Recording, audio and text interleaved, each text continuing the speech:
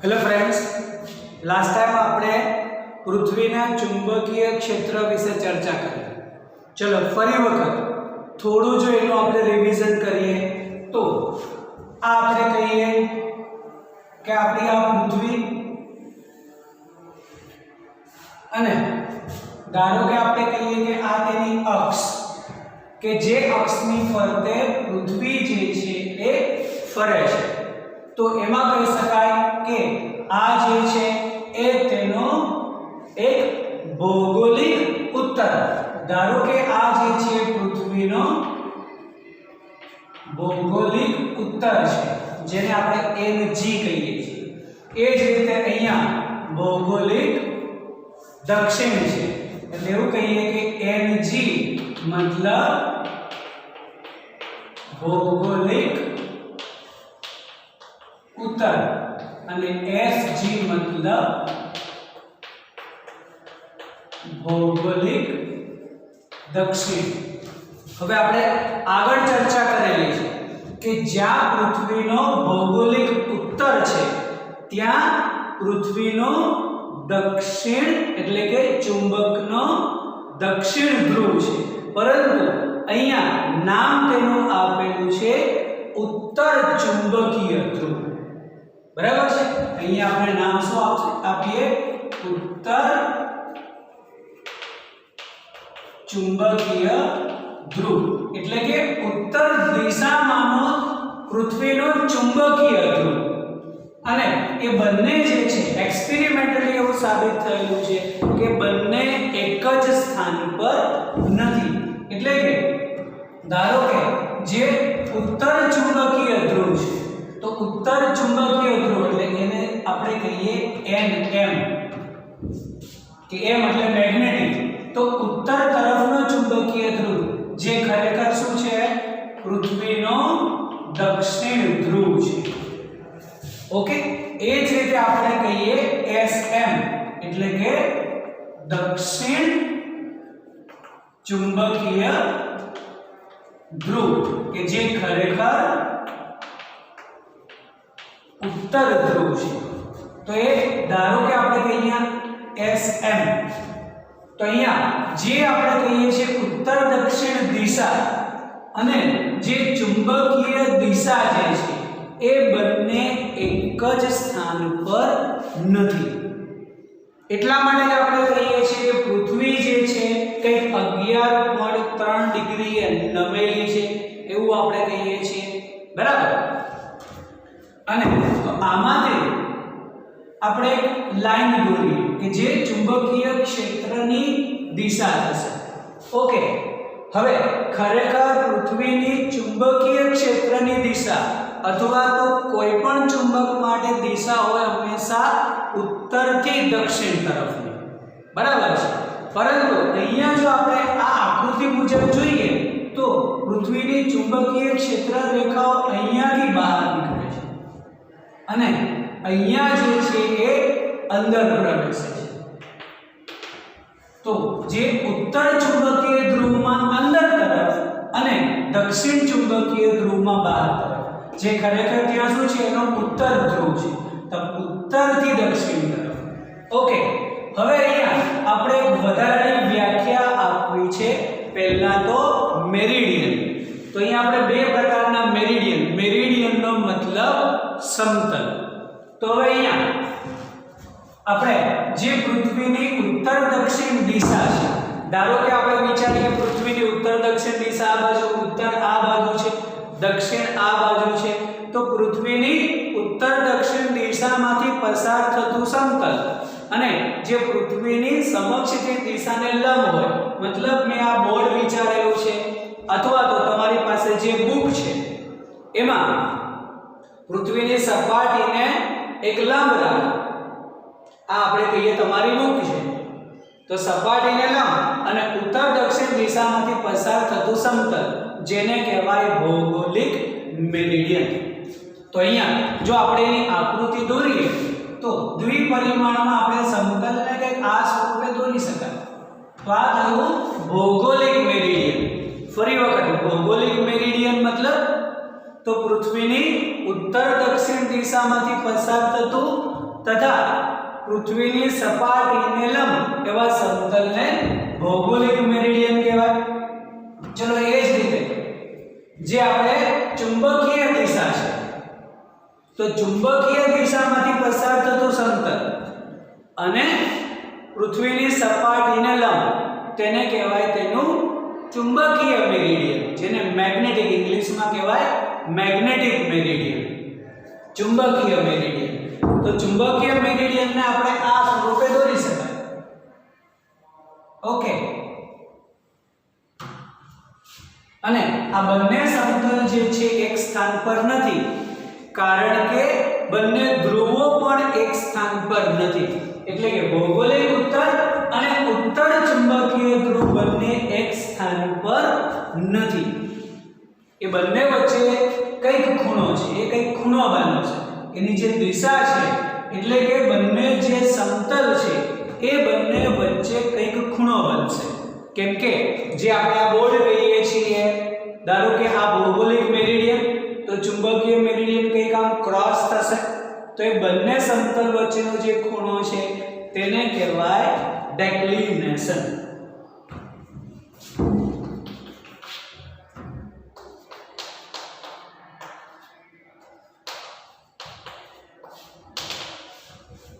ડેક્લિનેશન.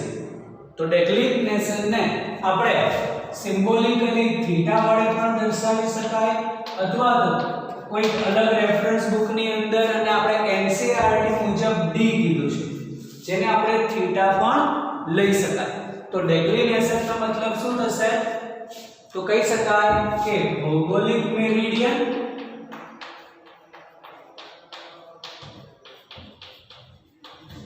અને ચુંબકીય મેરિડિયન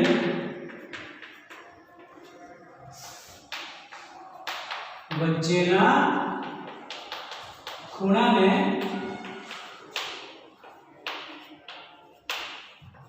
ડેક્લિનેશન કહે છે. ઓકે, ફરી વખત જેમ આપણે કહીએ છીએ કે જે ઉત્તર દક્ષિણ દિશા છે તેમાંથી પસાર થતું અને પૃથ્વીની સપાટીને લંબ એવું સમતલ, તેને ભૌગોલિક મેરિડિયન. ચુંબકીય દિશામાંથી પસાર થતું સમતલ અને પૃથ્વીની સપાટીને લંબ, તેને મેગ્નેટિક મેરિડિયન. તો આ ભૌગોલિક મેરિડિયન અને મેગ્નેટિક ચુંબકીય મેરિડિયન વચ્ચેના ખૂણાને ડેક્લિનેશન કહે છે. અને પૃથ્વી પરના દરેક સ્થાનનો ડેક્લિનેશન જે છે એ જુદો જુદો હોય છે. તો ટેક્સ્ટ બુક મુજબ એક વસ્તુ વાંચવાની કે મુંબઈ અને દિલ્હીનો ડેક્લિનેશન આપણને આપેલો છે, તો એ ડેટા જે છે ટેક્સ્ટ બુકમાંથી વાંચવો, પરફેક્ટ એની માહિતી લેવાની. ચલો હવે એના પછી આપણે એક વ્યાખ્યા આપવી છે ડીપ એંગલની.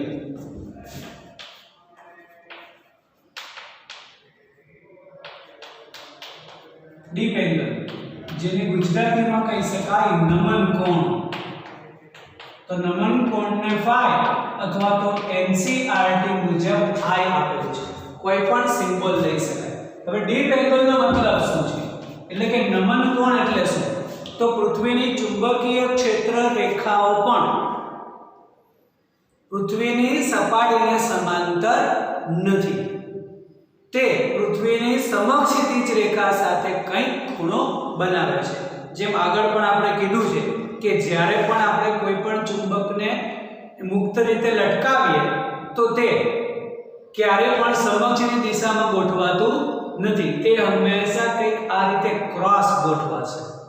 એ ક્યારે પણ આ રીતે સમક્ષિતિજ દિશામાં હોતું નથી, કંઈક ખૂણો બનાવશે. તો આ જે પૃથ્વીની સમક્ષિતિજ દિશા સાથે કંઈક ચુંબકીય ક્ષેત્ર રેખાઓ નમેલી છે, કંઈક ખૂણો બનાવે છે, તો એ ખૂણાને કહેવાય ડીપ એંગલ, નમન કોણ.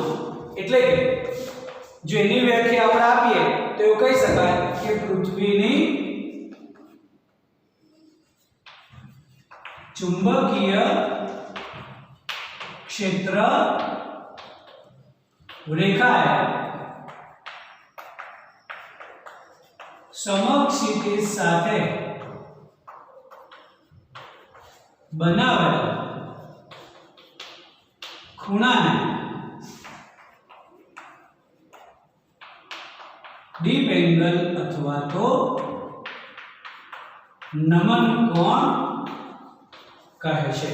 એનો મતલબ જો આપણે એવું કહીએ કે ધારો કે આ પૃથ્વીની સમક્ષિતિજ દિશા આપણે વિચારીએ તો જે કંઈ પણ ચુંબક છે એને આપણે મુક્ત રીતે લટકાવીએ તો એ ક્યારે પણ આ દિશામાં ગોઠવાશે નહીં, એ હંમેશા કંઈક આ રીતે ગોઠવાશે.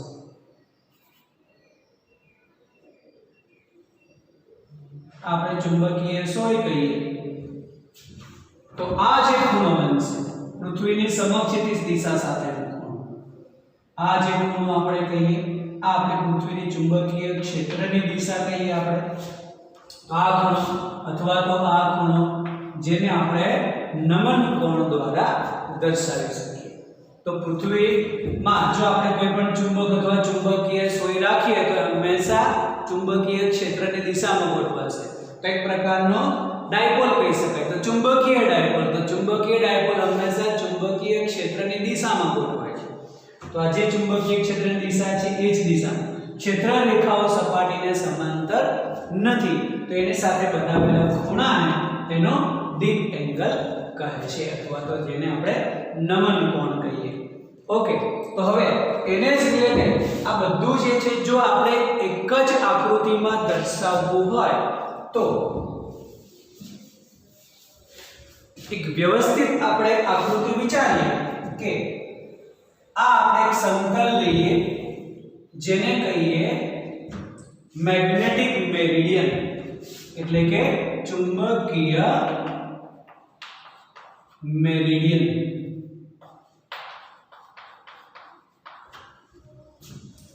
અને પછી એક સમતલ આપણે વિચારીએ, ધારો કે આ PQRS એ ચુંબકીય મેરિડિયન છે. હવે જે ભૌગોલિક મેરિડિયન કહીએ છીએ આપણે એ બંને એક જ સમતલમાં હોતા નથી. તો ધારો કે આપણે આ કોઈ પણ એક ભૌગોલિક મેરિડિયન લઈએ PQ'RS આ કહીએ આપણે ભૌગોલિક મેરિડિયન. તો ચુંબકીય મેરિડિયન અને ભૌગોલિક મેરિડિયન વચ્ચેના ખૂણાને તેનું ડેક્લિનેશન કહે છે, એટલે આને આપણે ડી કહીએ અથવા તો થીટા કહીએ. ઓકે, અને હવે જે ચુંબકીય મેરિડિયન છે ચુંબકીય ક્ષેત્રમાંથી પસાર થાય છે. આમ હંમેશા જે આપણે ડીપ એંગલ કહીએ એ હંમેશા ચુંબકીય મેરિડિયનમાં જ હોય, કેમ કે ચુંબકીય મેરિડિયન એટલે ચુંબકીય ક્ષેત્ર રેખામાંથી પસાર થતું સમતલ, અને ચુંબકીય ક્ષેત્ર રેખાઓ પણ પૃથ્વીની સપાટીને સમક્ષિતિજ નથી જે કંઈક ખૂણો બનાવે છે. એનો મતલબ આ આપણે કહીએ ચુંબકીય ક્ષેત્રની દિશા B. તો આપણે ચુંબકીય ક્ષેત્રની દિશા તો એને સમક્ષિતિજ સાથે બનાવેલા ખૂણાને કહી શકાય તેનો નમન કોણ અથવા તો ડીપ એંગલ. સમજાય છે? તો એવું યાદ રાખવાનું હંમેશા કે જે ડીપ એંગલ છે નમન કોણ હંમેશા ચુંબકીય મેરિડિયનમાં જ હોય. જે બંને સમતલ છે તેની વચ્ચેના ખૂણાને ડેક્લિનેશન, અને ચુંબકીય સમતલમાં જે ચુંબકીય ક્ષેત્ર રેખા સમક્ષિતિજ સાથે જે ખૂણો બનાવે તે છે તેનો ડીપ એંગલ એટલે કે નમન કોણ કહે છે. તો હવે અહીંયા જ્યારે પણ ચુંબકીય ક્ષેત્ર રેખા અથવા તો કોઈ પણ સદિશ ખૂણો બનાવે ત્યારે આપણને તેના બે ઘટક મળે છે. ઓકે, તો અહીંયા પૃથ્વીનો આપણને એક સમક્ષિતિજ ઘટક મળશે અને એક આપણને ઉર્ધ્વ ઘટક મળશે.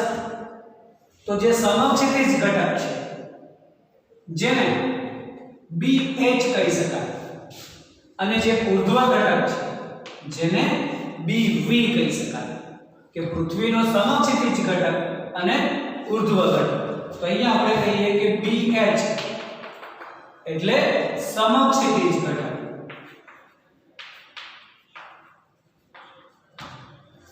અને BV એટલે કે ઉર્ધ્વ ઘટક.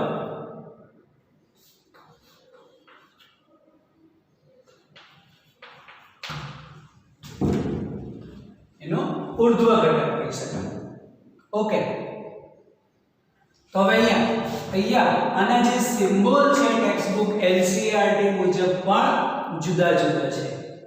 અહીંયા કંઈક z સ્વરૂપે લખેલું છે જેને ZH કે અહીંયા ZV સ્વરૂપે લખેલું છે જેને અહીંયા આપણે BH અને BV સ્વરૂપે લખી શકાય.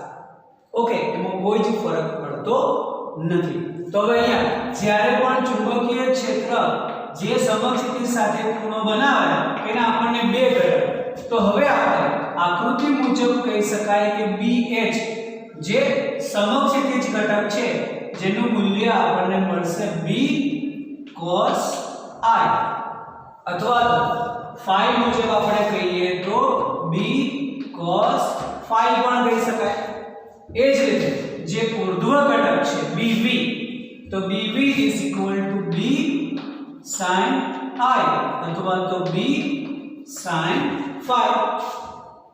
આપણને ખબર છે जिधर का कोण उधर का cos એટલે કે B જે છે આ દિશા સાથે ખૂણો બનાવે છે તો આના પર આપણને cos ઘટક મળશે અને આના પર અહીંયા આપણને sin ઘટક મળશે. હવે આના જ પરથી જો આપણે તેનો ખૂણાનું મૂલ્ય જોઈતું હોય તો આનો જો બંનેનો આપણે ગુણોત્તર લઈએ એટલે કે sin cos કરીએ તો b તો કેન્સલ થઈ જશે, sin cos થશે tan. તો tan phi અથવા તો tan I is equal to bv bh કહી શકાય. એટલે કે હંમેશા ઊર્ધ્વ ઘટક અને સમક્ષિતિજ ઘટકનો ગુણોત્તર એ ના નમન કોણના tan નું મૂલ્ય આપે છે.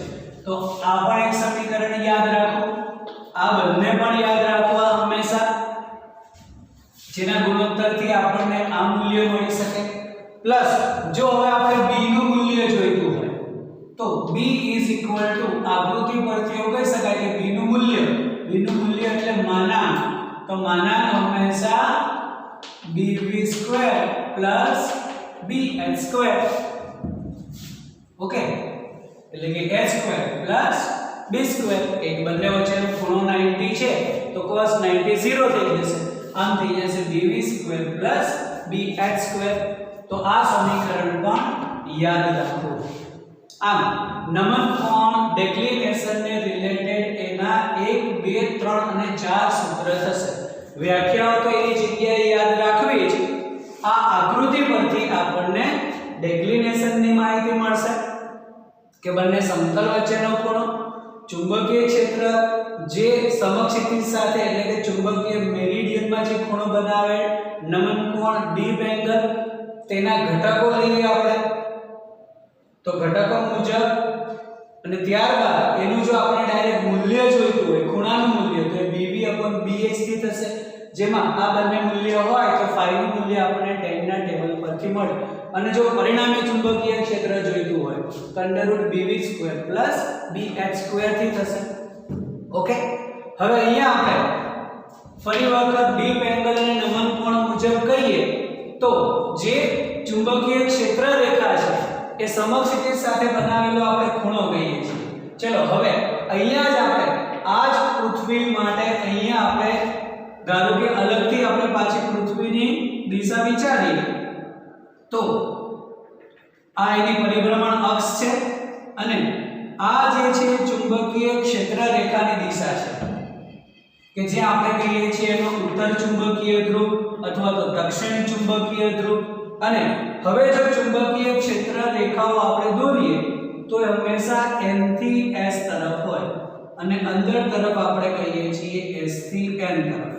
ઓકે, અત્યારે આપણે અંદર તરફની દિશા દોરતા નથી તો અહીંયાથી અહીંયા તરફ એ જ રીતે અહીંયા પણ એ જ રીતે. ઓકે, ક્ષેત્ર રેખાઓ અહીંયા જે છે એ અંદર તરફ અને અહીંયા ક્ષેત્ર રેખાઓ જે છે એ બહાર તરફ આવશે. બીજી ક્ષેત્ર રેખાઓ દોરીએ તો આ પ્રમાણે આપણે ઘણી બધી ક્ષેત્ર રેખાઓ દોરી શકાય. ઓકે,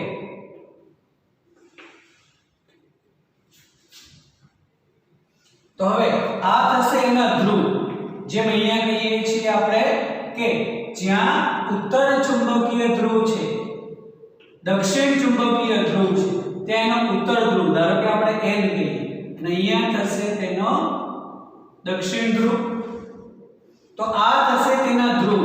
તો ધ્રુવ પર બંને કોઈ પણ ઉત્તર ધ્રુવ અથવા દક્ષિણ ધ્રુવ પર ડીપ એંગલનું મૂલ્ય કેટલું હોય? એનો મતલબ કે સમક્ષિતિજ સાથે ચુંબકીય ક્ષેત્ર રેખા બનાવેલ ખૂણો, તો હંમેશા બંને ધ્રુવ પર ચુંબકીય ક્ષેત્ર રેખાઓ સપાટીને લંબ હોય. આથી ત્યાં ધ્રુવ પાસે ડીપ એંગલનું મૂલ્ય 90 થશે અને આ જે રેખા થશે એ થશે તેની વિષુવ રેખા. તો વિષુવ રેખા પર જે ચુંબકીય ક્ષેત્ર છે એ ચુંબકીય ક્ષેત્ર વિષુવ રેખાને સમાંતર છે. ઓકે, તો વિષુવ રેખા પર ડીપ એંગલનું મૂલ્ય 0 હોય. એટલે અહીંયા જો આપણે કહીએ તો ધ્રુવ પાસે ડીપ એંગલનું મૂલ્ય π/2 90 ડિગ્રી π/2 રેડિયન અને વિષુવ રેખા પર ડીપ એંગલનું મૂલ્ય 0 હોય. કેમ કે ત્યાં ક્ષેત્ર રેખાઓ પૃથ્વીની સપાટીને સમાંતર. ત્યારે એવું કહી શકાય કે વિષુવ રેખાથી ધ્રુવ પર જઈએ તો ડીપ એંગલનું મૂલ્ય વધે અને ધ્રુવ પરથી જો આપણે વિષુવ રેખા પર જઈએ તો ડીપ એંગલનું મૂલ્ય ઘટે. વિષુવ રેખાથી ધ્રુવ પર જઈએ તો ડીપ એંગલનું મૂલ્ય વધે અને ધ્રુવ પરથી આપણે વિષુવ રેખા તરફ જઈએ તો ડીપ એંગલનું મૂલ્ય ઘટે. આમ પૃથ્વીના જુદા જુદા સ્થાન પર ડીપ એંગલનું મૂલ્ય જુદું જુદું છે અને તેનું ડેક્લિનેશનનું મૂલ્ય પણ જુદું જુદું છે. આમ હંમેશા આ વસ્તુ જે છે યાદ રાખવી. આની થિયરીમાં કહીએ તો ક્યારેક ડેક્લિનેશન અને ડીપ એંગલની વ્યાખ્યાઓ પૂછાય છે કે થિયરી સાથે ક્યારેક ડીપ એંગલ શું છે કે ડેક્લિનેશન શું છે પૂછાઈ શકે.